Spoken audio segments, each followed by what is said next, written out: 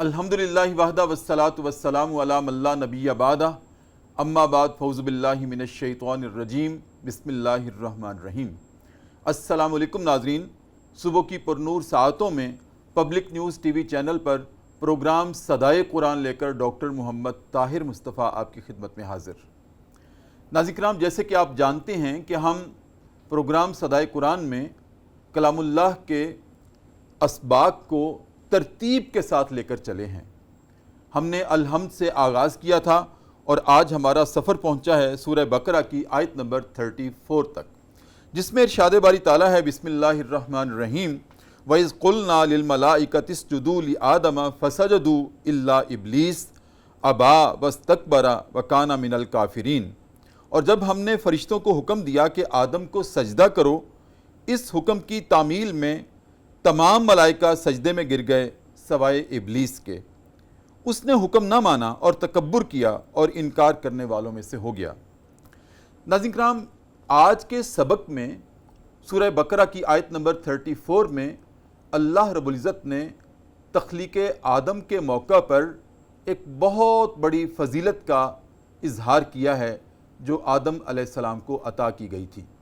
وہ یہ کہ تمام ملائکہ کو حکم دیا گیا تھا کہ آدم کو سجدہ کرو۔ یہ آدم علیہ السلام کی بہت بڑی ناظرین کرام تکریم تھی۔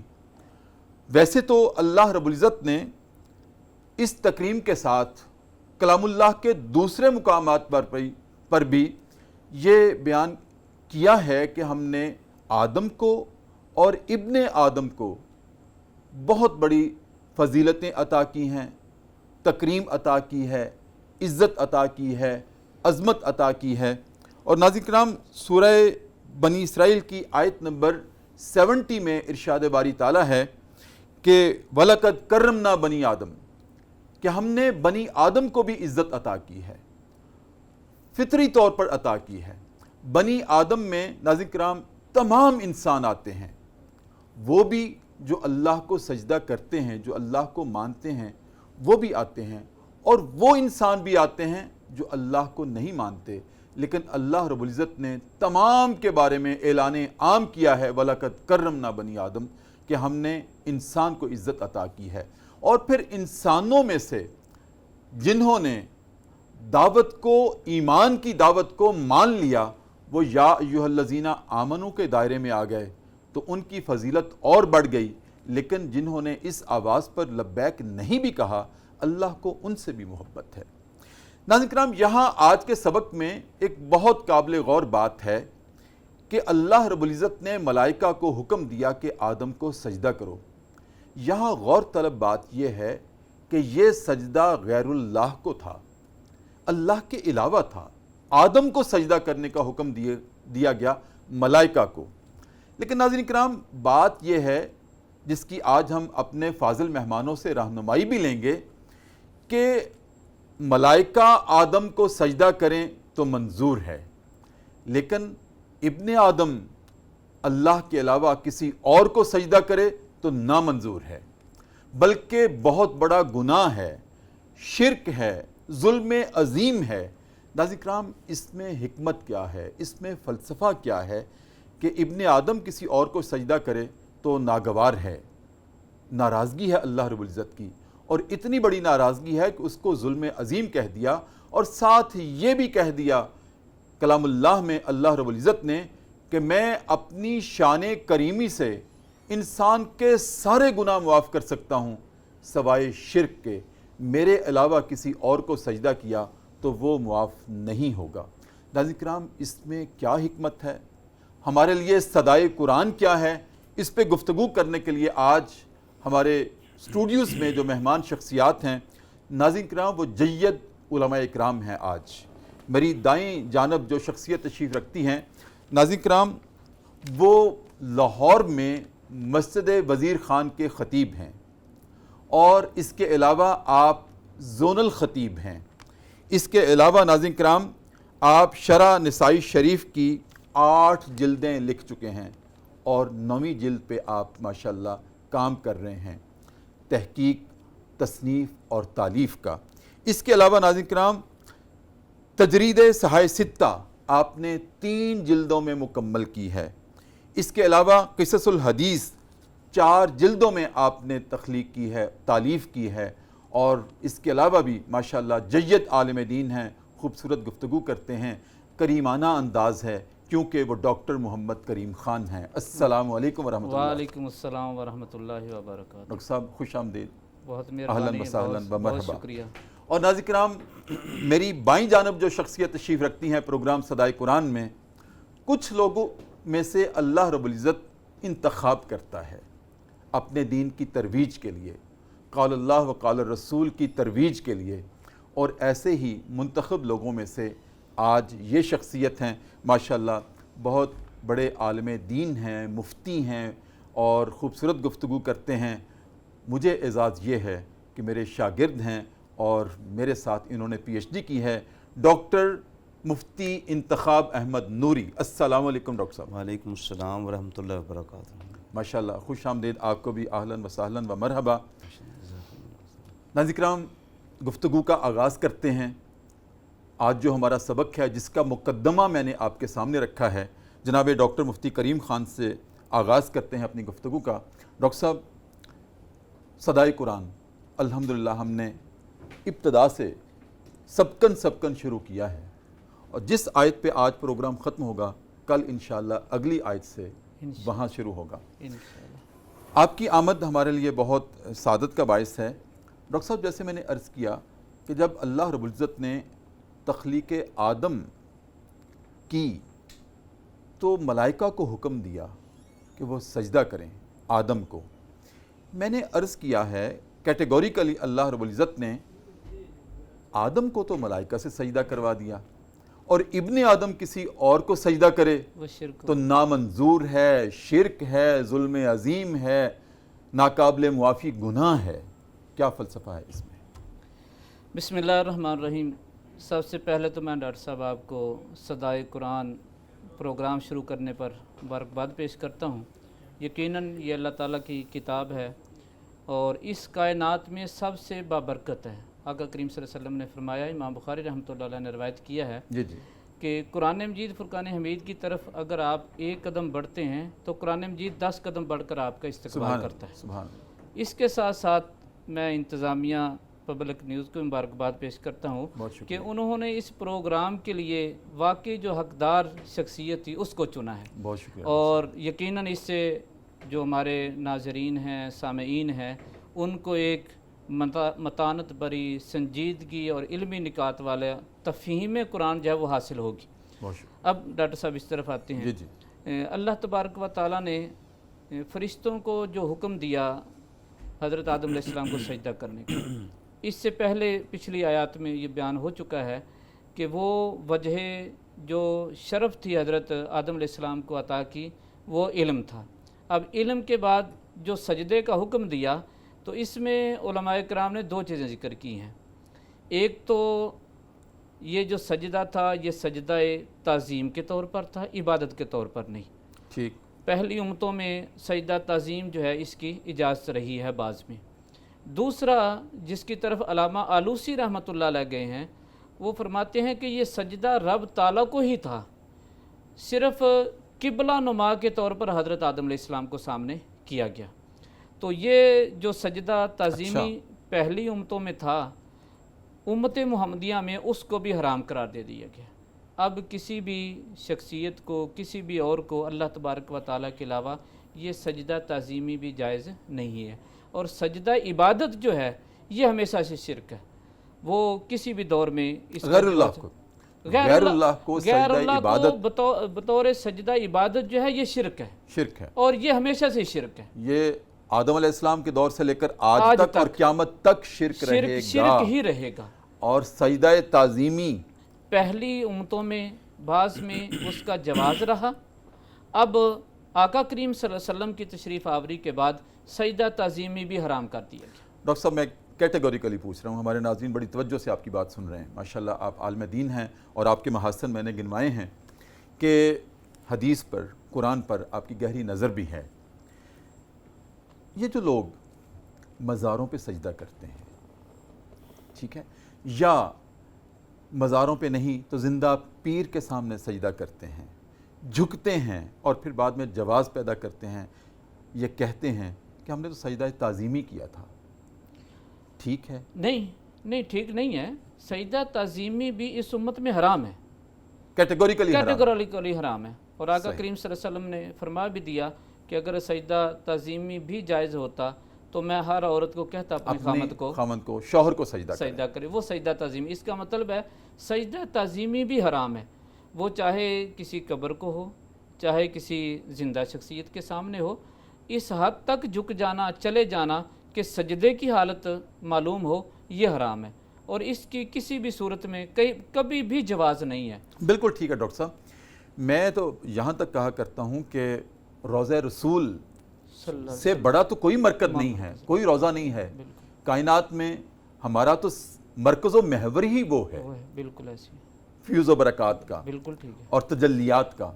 जब रोज़ा रसूल पे खड़े होकर रोज़ा रसूल को सजदा नहीं किया जा सकता तो कायनात में किसी मज़ार के सामने सजदा नहीं किया जा सकता। बल्कि मैं कहता हूँ डॉक्टर साहब ये जहालत है, क्योंकि देखें अहले सुन्नत जो बरेलवी मसलक के लोग हैं उनमें भी इमाम अहमद रज़ा कादरी बरेलवी जो रहमतुल्लाह अलैह, उनका सबसे बड़ा मर्तबा और फतवा समझा जाता है। सही। अच्छा, उनका अपना कौल ये है कि अगर आपने किसी मज़ार पर जाना है, किसी साहिब मज़ार पर जाना है, किसी नबूवत और रिसालत के मज़ार पर जाना है, आप कब्र शरीफ से 10 कदम हट कर बैठें। अच्छा, 10 कदम हट कर बैठें और वहाँ पर उनके लिए कुरान मजीद, फुरकान हमीद पढ़ें, सूरह फातिहा पढ़ें। ये आला हज़रत का फतवा है। अच्छा। और फतावा रिज़विया में मौजूद है। अच्छा। आप तो सख्ती से मना करते हैं उसके करीब भी जाने से। वो कहते हैं कि ये भी ताज़ीम की, साहिब मज़ार की ताज़ीम के ख़िलाफ़ है। मसलन आपको डॉक्टर साहब आप लेटे हुए हों, एक बंदा कोई 5-7 कदम दूर खड़े होकर आपको सलाम करे, वो इज़्ज़त है? या एक बंदा आपके बिल्कुल सीने के पास आकर खड़ा हो जाए, बिल्कुल वो ताज़ीम के ख़िलाफ़ बात है। बिल्कुल। बहुत तो इसलिए आपने मना किया कि आप अगर कहीं पर जाते हैं तो कम से कम 10 कदम हट कर आप बैठ जाएं। वहाँ पर ये ताज़ीम है, ये ताज़ीम है। बिल्कुल। वहाँ पर कुरान पढ़ें, आका करीम सल्लल्लाहु अलैहि वसल्लम की हदीस पढ़ें, दुआए मासूरा पढ़ें, फिर उसके बाद दुआ करें। बिल्कुल ठीक है डॉक्टर साहब, बहुत खूबसूरत रहनुमाई है और बिल्कुल आपने मेरा ख्याल है हमारे नाज़रीन की दुरुस्त सिमत में रहनुमाई की है। मुफ्ती साहब आपकी तरफ आता हूँ, एक वक्फ़ा है और वक्फ़े के बाद इंशाल्लाह आपसे बातचीत करते हैं। नाज़रीन किराम, डॉक्टर साहब ने आला हज़रत का फतवा आज हमारे सामने रखा है कि उनका भी कौल ये है कि किसी साहिब मज़ार को सजदा नहीं हो सकता, बल्कि जाना भी है तो 10 कदम दूर रहकर। ताज़ीम का तकाजा भी ये है कि अदब के साथ खड़ा हुआ जाए। नाज़रीन किराम, वक्फ़ा है और वक्फ़े में हम जाया करते हैं सदाए कुरान लेते हुए दरबार रिसालत में, और साहिब कुरान आप सल्लल्लाहु अलैहि वसल्लम के रोज़ा अक़दस की जालियों को चश्मे तसव्वुर में सामने लाते हुए नमदीदा होकर एक मरतबा दरूद करीम पढ़ते हैं और वापस आते हैं।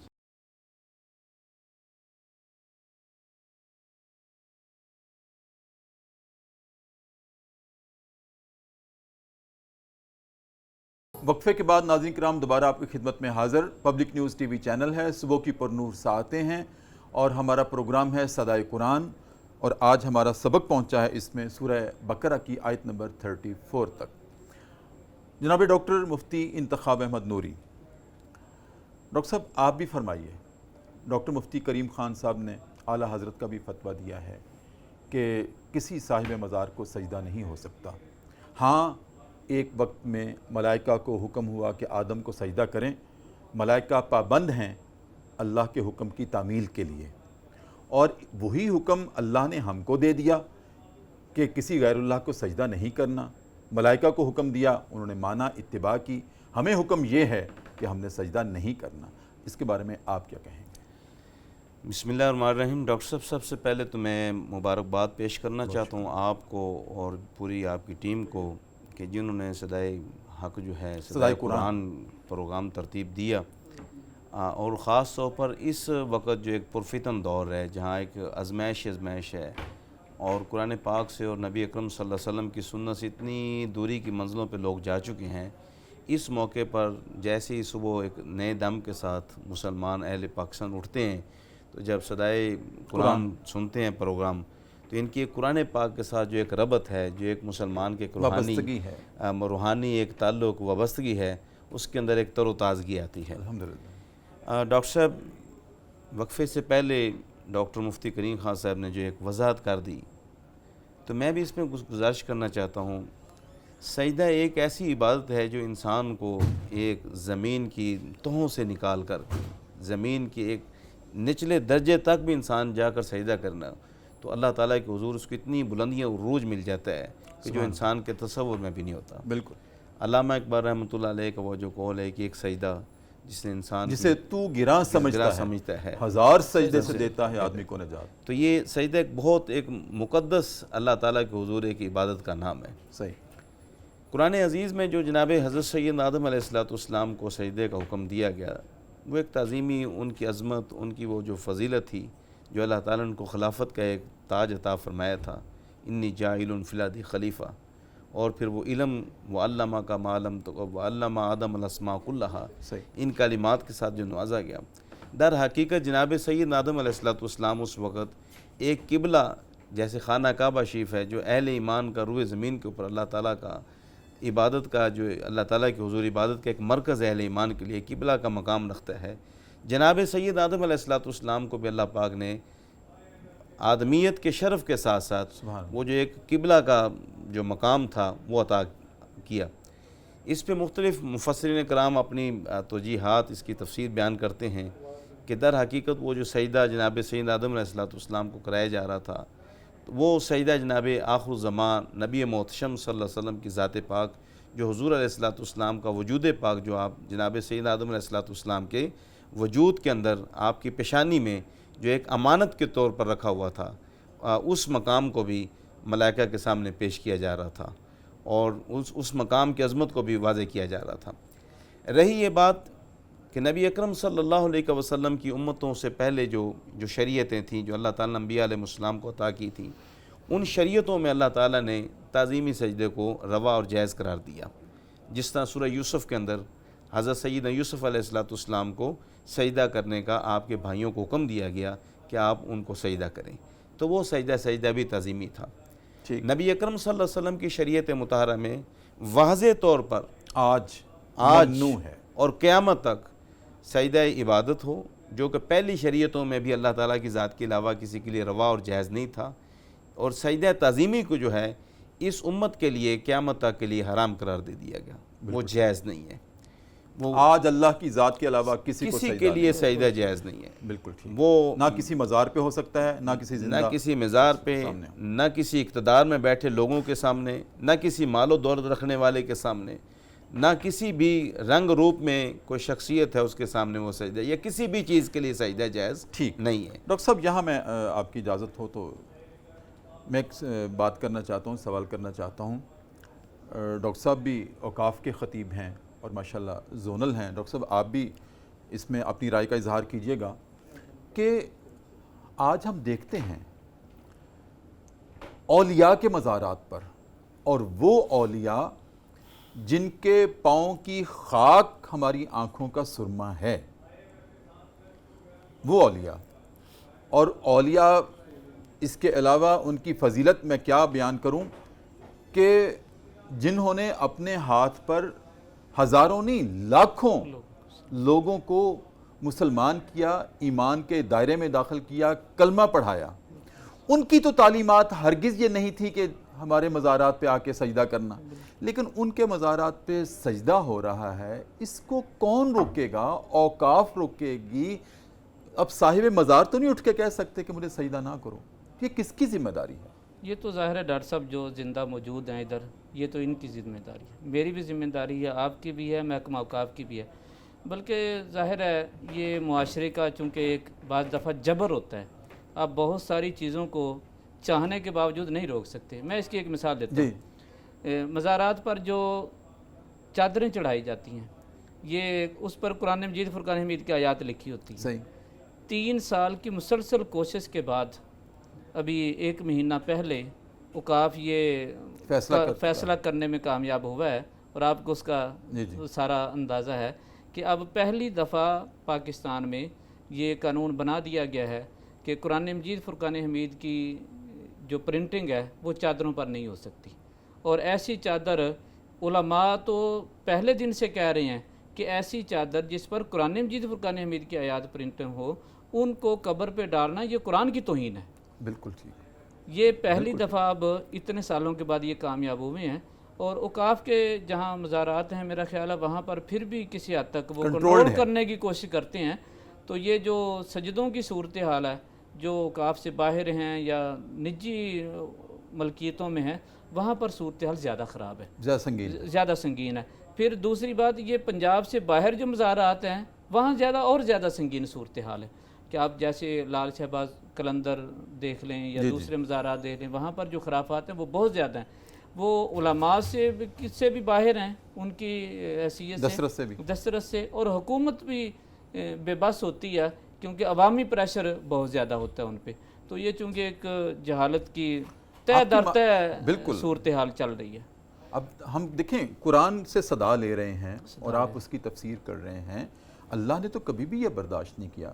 شرک کیا ہے؟ یہی تو ہے بالکل کہ اللہ کے علاوہ کسی کے سامنے سبمٹ کر دینا اپنے آپ کو، اس جیسا کسی کو مان لینا یا وہی مان لینا، شرک یہی ہے۔ صدائے قرآن کے حوالے سے مجھے جی علامہ قاسم بن سلام، امام قاسم بن سلام رحمۃ اللہ علیہ نے ایک حدیث مبارکہ نقل کی ہے، وہ بڑی اہم ہے اور ہم سب کو سوچنا چاہیے۔ آقا کریم صلی اللہ علیہ وسلم نے صحابہ سے پوچھا تم میں سے کون ہے کہ جو یہ چاہتا ہے کہ اس کے لیے دسترخوان اللہ تبارک و تعالیٰ لگائے، میزبان اس کا اللہ تعالیٰ بنے اور مہمان تم بنو؟ تو صحابہ نے کہا یا رسول اللہ صلی اللہ علیہ وسلم ہم میں سے ہر کوئی چاہتا ہے۔ تو آقا کریم صلی اللہ علیہ وسلم نے فرمایا قرآن مجید فرقان حمید جو ہے یہ اللہ تعالیٰ کا دسترخوان ہے، تم جتنا چاہو اس سے کھا لو۔ سبحان اللہ۔ تو صدائے قرآن صبح آپ دسترخوان لگاتے ہیں تو یہ مجلس اس طرح اعلیٰ لوگوں کی بن جاتی ہے۔ اللہ تبارک و تعالیٰ آپ کو بھی برکتیں عطا فرمائے، اس چینل کو بھی برکتیں عطا۔ بہت شکریہ ڈاکٹر صاحب۔ ڈاکٹر صاحب آگے بڑھتے ہیں آج کے سبق کے بارے میں۔ یہاں ان آیات میں جو آج ہمارا موضوع ہیں کہ وَإِذْ قُلْنَا لِلْمَلَائِكَةِ اسْجُدُوا لِآدَمَ فَسَجَدُوا إِلَّا إِبْلِيسَ، کہ جب ہم نے ملائکہ کو حکم دیا، فرشتوں کو حکم دیا کہ آدم کو سجدہ کرو، تمام سجدے میں گر گئے سوائے ابلیس کے۔ ڈاکٹر صاحب یہاں سوال یہ بنتا ہے کہ حکم تو ہوا ملائکہ کو کہ سجدہ کرو، انہوں نے کر دیا، اللہ کی بات کو مان لیا، سر تسلیم خم کر لیا جیسا حکم ملا۔ یہ ان کی سرشت میں شامل ہے ملائکہ کے فرشتوں کی، جو حکم ملے اس کو تعمیل کرنی ہے۔ اچھا سوائے ابلیس کے، ابلیس کہاں ملائکہ میں تھا؟ یہ اس حکم کا مخاطب کیسے بن گیا، یہ آپ سے سمجھنا چاہتے ہیں۔ ڈاکٹر صاحب ناظرین کرام کے لیے یہ بات ہم واضح کرنا چاہتے ہیں کہ ابلیس، اس کے متعلق مفسرین کرام نے دو اقوال اپنے پیش کیے ہیں، دو آراء ملتی ہیں۔ ایک رائے تو یہ ملتی ہے کہ ابلیس جو ہے یہ بھی ملائکہ میں شمار کیا جاتا ہے، لیکن جمہور رائے یعنی اکثر علماء کرام جو ہیں ان کی رائے میں ابلیس جو ہے یہ ایک شیطان جن تھا، تو جنوں کی مخلوق میں سے تھا، جنوں کی مخلوق میں سے تھا۔ رہی یہ اور بات، جنوں کی مخلوق میں ڈاکٹر صاحب مرتبہ مقام کا حامل تھا؟ ہاں جی، بہت زیادہ مرتبہ اس کو مقام مرتبہ اس حد تک مل چکا تھا کہ اللہ تعالیٰ نے اس کو آسمان دنیا جو ہے اس کے اوپر اس کو مقرر کر رکھا تھا، اور جو آسمان دنیا کا جو نظام تھا ان ناظمین میں اس کا شمار ہوتا تھا۔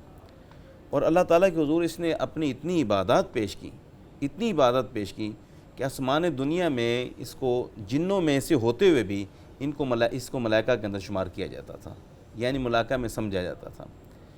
تو اللہ رب العزت نے جب ملائکہ کو حکم دیا، ملائکہ ایک افضل و اعلیٰ مخلوق ہیں، صحیح، افضل و اعلیٰ مخلوق ہیں، اور جن جو ہے وہ ملائکہ کے درجے کے لوگ نہیں ہیں۔ اس لیے اللہ رب العزت نے جب ملائکہ کو حکم دیا تو اس حکم میں مفسرین کرام لکھتے ہیں کہ یہ جو جنات تھے یہ بھی اس حکم کے اندر شامل تھے، یعنی جو اکبر حکم تھا، جو بڑا حکم تھا، جو بڑی مخلوق حکم تھا، جو مرتبے میں بڑی ہے، عظمت میں بڑی ہے، شان و شوکت میں بڑی ہے، جب ان کو حکم دیا گیا کہ تم سے مرتبے میں جو بڑے جناب سیدنا آدم علیہ السلام ہیں ان کو سجدہ کرو، تو اللہ رب العزت نے جب ملائکہ کو حکم دیا اس حکم میں جو ادنا مخلوق ہے، جو مرتبے میں ملائکہ سے کم درجے کی مخلوق ہے، جنات جو ہیں، تو وہ بھی اس حکم میں شامل ہو گئے تھے۔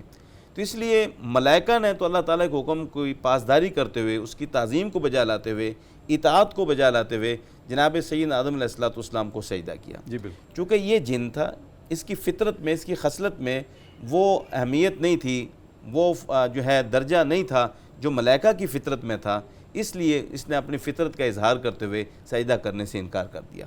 اور اس نے عذر کیا پیش کیا کہ میں آگ سے پیدا کیا ہوں، میں اپنی عبادت میں افضل ہوں ان ملائکہ سے، میری زیادہ عبادت ہے، میں بہت زیادہ درجہ رکھتا ہوں۔ اسی طرح میں جناب آدم علیہ السلام جس کو اللہ تعالیٰ نے مٹی سے پیدا کیا ہے اور مجھے اللہ تعالیٰ نے آگ سے پیدا کیا ہے، لہٰذا میں فوقیت رکھتا ہوں تو مٹی سے، تو میں آدم علیہ السلام کو سجدہ نہیں کرتا۔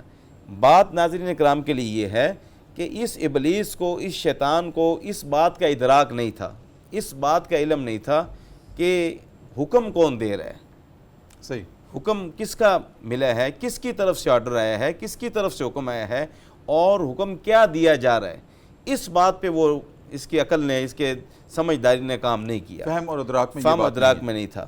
تو اس لیے اس شیطان نے اپنے اس تکبر کی بنیاد پر کہ میں بڑا ہوں مٹی سے بنی مخلوق سے، اس بنیاد پہ میں آگ سے پیدا کیا گیا ہوں، تو یہ جو مٹی سے پیدا کیے ہیں جناب سیدنا آدم علیہ السلام، ان سے مجھے عظمت حاصل ہے، فوقیت حاصل ہے، اس بنیاد پہ اس نے سجدہ کرنے سے انکار کر دیا۔ بالکل ٹھیک ہے ڈاکٹر صاحب، آپ کی بھی اس کے بارے میں رائے لیتے ہیں کہ آگ، اس سے بھی روشنی نکلتی ہے، ملائکہ کی جو تخلیق ہے وہ بھی نور سے ہوئی ہے، نور بھی روشنی ہے، آگ سے بھی روشنی پیدا ہوتی ہے، کیا کوئی مماثلت اس طرح کی بھی ہے جس کی وجہ سے اس نے سمجھا کہ میں فوقیت رکھتا ہوں ان آدم سے کہ جو مٹی سے پیدا کیا ہے؟ اس بارے میں آپ سے بھی رائے لیتے ہیں ایک وقفے کے بعد۔ ناظرین کرام، وقفہ ہے، پروگرام صدائے قرآن ہے، اور وقفے میں ہم جایا کرتے ہیں دربار رسالت میں اور اپنے نبی محتشم صلی اللہ علیہ وآلہ وسلم کی ذات اقدس پر ایک مرتبہ پھر درود کریم کا نذرانہ پیش کرتے ہیں اور واپس آتے ہیں۔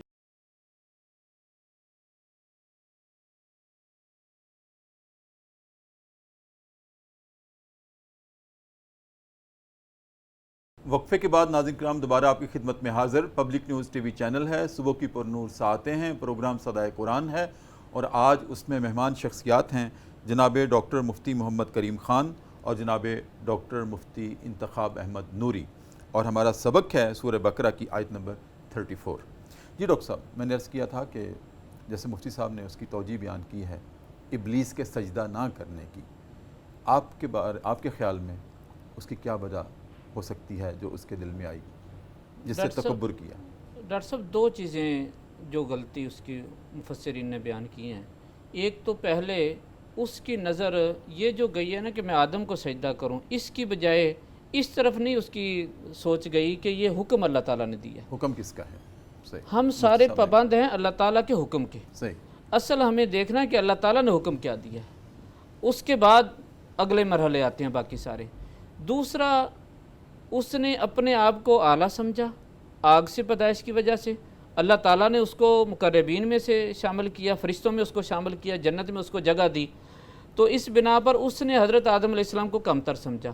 اور تکبر کی تعریف ہی یہ ہے کہ بندہ اپنے آپ کو اعلیٰ سمجھے اور دوسرے کو کمتر سمجھے، وہ علم میں ہو، مرتبے میں ہو، وہ دولت میں ہو، وہ معاشرتی حیثیت میں ہو۔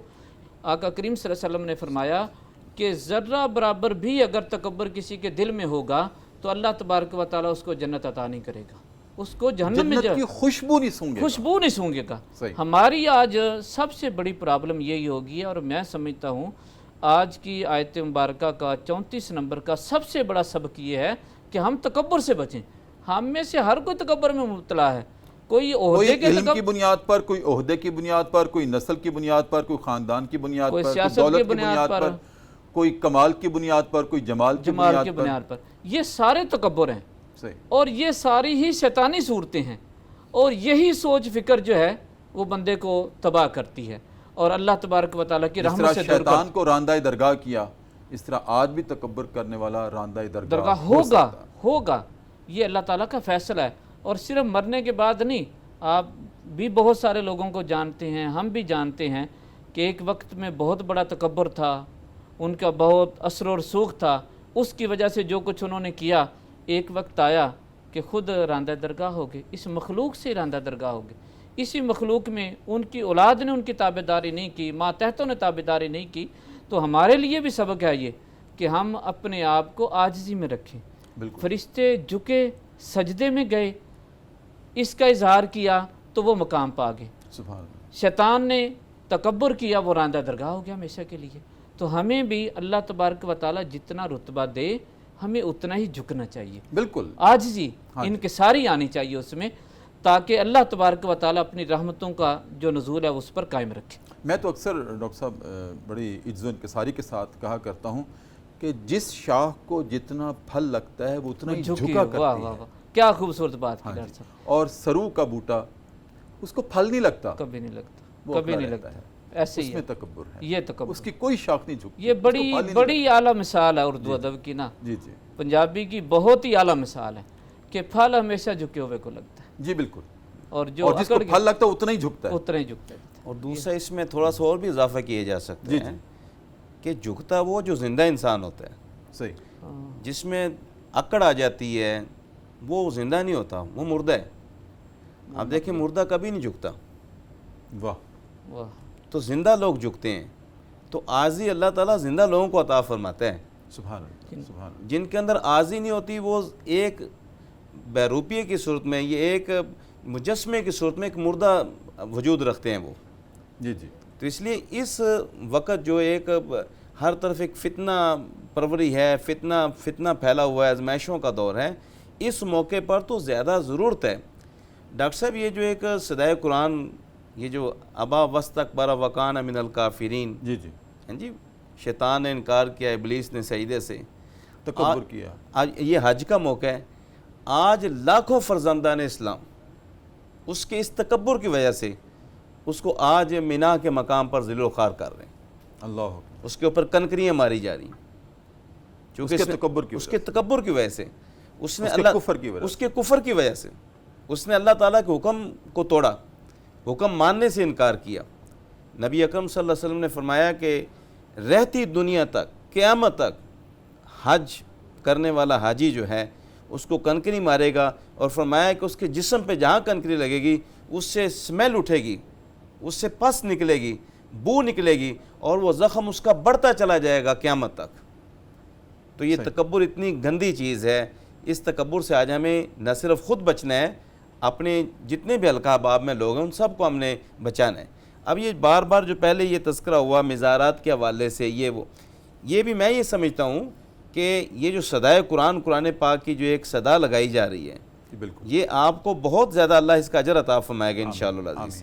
اس دور میں جو آپ صدا لگا رہے ہیں، آپ لوگوں سے جہالت کے پردوں کو اٹھا کر کے انہیں اللہ اور اس کے رسول کی جو نورانیت کے پردے ہیں اس کی طرف آپ لے کر آ رہے ہیں الحمدللہ، الحمدللہ۔ یہ اللہ تعالیٰ نے آپ کو اس چینل کو یہ سعادت عطا فرمائی ہے۔ جی بالکل، تو ڈاکٹر صاحب، شیطان، ابلیس، اگر اس کو ہم ایک استعارہ قرار دیں، جی ایک روپ کا نام ہے، ایک صورت کا نام ہے، اور ایک کردار ہے، یہ ایک کردار ہے۔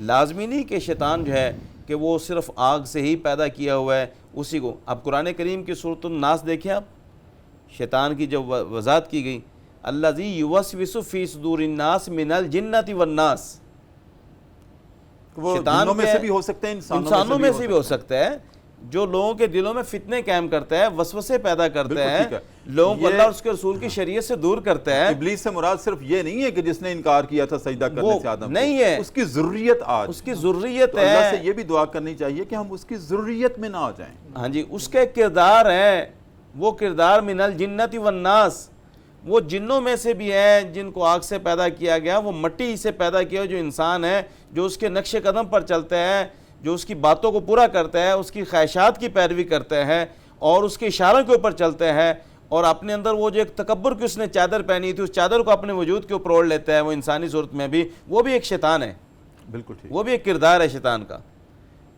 اس لیے سورۃ الفلق، سورۃ الناس میں پناہ مانگی گئی ہے ہر اس روپ سے، ہر اس کردار سے جو لوگوں کے دلوں کے اندر فتنے قائم کرتا ہے، وسوسے پیدا کرتا ہے۔ بہت شکریہ جناب ڈاکٹر مفتی انتخاب محمد نوری صاحب، جناب ڈاکٹر مفتی کریم خان صاحب، میں آن ایئر آپ سے وعدہ بھی لے رہا ہوں کہ آپ نے آتے رہنا ہے، انشاءاللہ آپ کا اپنا پروگرام ہے اور صدائے قرآن میں حصہ ڈالتے رہنا ہے آپ نے۔ ناظرین کرام، بہت خوبصورت اور علمی گفتگو آج ہوئی اور بہت ساری گتھیاں سلجھائی گئیں، بہت سارے ہمارے ذہنوں میں جو اشکال تھے وہ دور ہوئے۔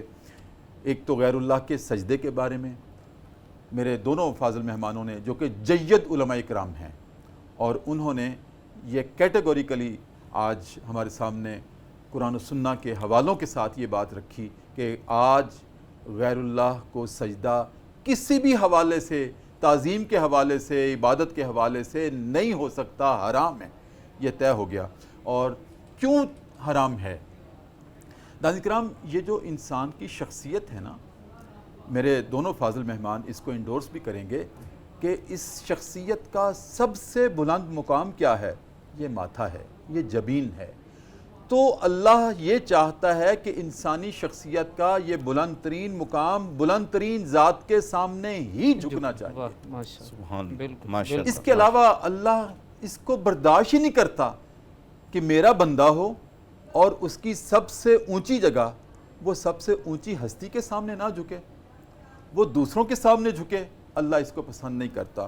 اور دوسرا جو آج ہم نے سبق لیا ہے اپنے فاضل علماء اکرام سے، وہ یہ ہے کہ ابلیس تکبر کی وجہ سے راندہ درگاہ ہوا ہے، اور جس نے عاجزی اختیار کی، جس نے اطاعت اختیار کی، جس نے اتباع اختیار کی، اللہ اور اس کے رسول کے فرامین کے سامنے اللہ نے اس کو نہ صرف عزت عطا کی بلکہ ناموری عطا کرتا ہے۔ دیکھیں، جیسے کہ ڈاکٹر مفتی انتخاب احمد نوری صاحب نے بھی اس کا حوالہ دیا کہ حج کا موسم ہے اور 2 3 4 دن بعد یہ حج شروع ہونے والا ہے، تو اس میں جو زیادہ مراسم ہیں، جو زیادہ مناسک ہیں، کن کے ہیں؟ ابراہیم علیہ السلام کے ہیں اور اسماعیل علیہ السلام کے ہیں۔ انہی کی بنائی ہوئی نشانی سمبولیکلی بیت اللہ، جس کو قبلہ قرار دیا گیا، جس کو مسجد حرام کہا گیا، جس کو خانہ کعبہ کہا جاتا ہے، یہ انہی کے ہاتھوں کا اٹھایا ہوا ہے۔ ان دیواروں کو اللہ رب العزت نے حکم دیا، مان لیا، اور اللہ نے حکم دیا کہ بیٹے کو ذبح کرنا ہے، ذبح کرنے کے لیے لٹا لیا۔ کوئی تکبر نہیں کیا کہ الہ العالمین میں نبی ہوں اور میرا بیٹا، اس سے یہ آپ حکم دے رہے ہیں کہ اس کو ذبح کر دو؟ نہیں، جو حکم ملا آپ نے پورا کر دیا۔ تو اللہ رب العزت نے اس کا پھل کیا دیا کہ ابراہیم، تم نے ہمارے خوابوں کو سچ کر دکھایا، اور ابراہیم قد صدقت الرؤیا، تم نے ہمارا خواب سچ کر دکھایا۔ ہم نے تو ابھی خواب میں حکم دیا تھا، وحی میں نہیں دیا تھا، اور تم نے اطاعت کر لی، تم نے اتباع کر لی ہمارے حکم کی، تو جاؤ پھر ابراہیم، میرے آخری پیغمبر ہوں گے نبی محتشم حضرت محمد صلی اللہ علیہ وسلم، اور ان پر ان کی امت جب درود پڑے گی تو قیامت تک وہ درود پڑا جائے گا، اور اے ابراہیم، میں تیرا نام اس درود میں شامل کر رہا ہوں، کیونکہ تم نے میرے حکم کی اطاعت کی، میرے حکم کو مان لیا۔